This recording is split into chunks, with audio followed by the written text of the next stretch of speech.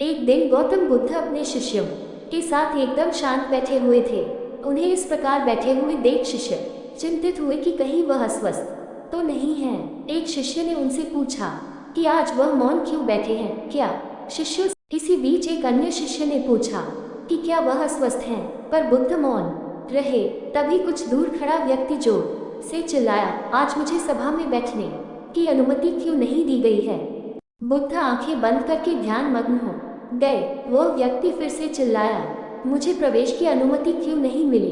इसी बीच एक उदार शिष्य ने उसका पक्ष लेते हुए कहा कि उसे सभा में आने की अनुमति प्रदान की जाए। बुद्ध ने आंखें खोली और बोले, नहीं, वह अछूत है, उसे आज्ञा नहीं दी जा सकती।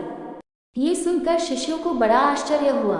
बुद्ध उनके मन का भाव समझ गए और बोले, हाँ, वह अछूत है। इस पर कई शिष्य बोले, हमारे आश्रम में जात पात का कोई भेद ही नहीं, फिर वह अछूत? तब बुद्ध ने समझाया, आज वह क्रोधित होकर आया है। क्रोध से जीवन की एकाग्रता भंग होती है। क्रोधी व्यक्ति प्रायः मानसिक हिंसा कर बैठता है, इसलिए जब तक वह क्रोध में रहता है तब तक अछूत होता है। इसलिए उसे कुछ समय एकांत में खड़े रहना चाहिए। क्रोधित शिष्य भी बुद्ध की बातें सुन रहा था। पश्चाताप की अग्नि में तपकर वो समझ चुका था कि अहिंसा ही मनुष्य का महान कर्तव्य व परम धर्म है।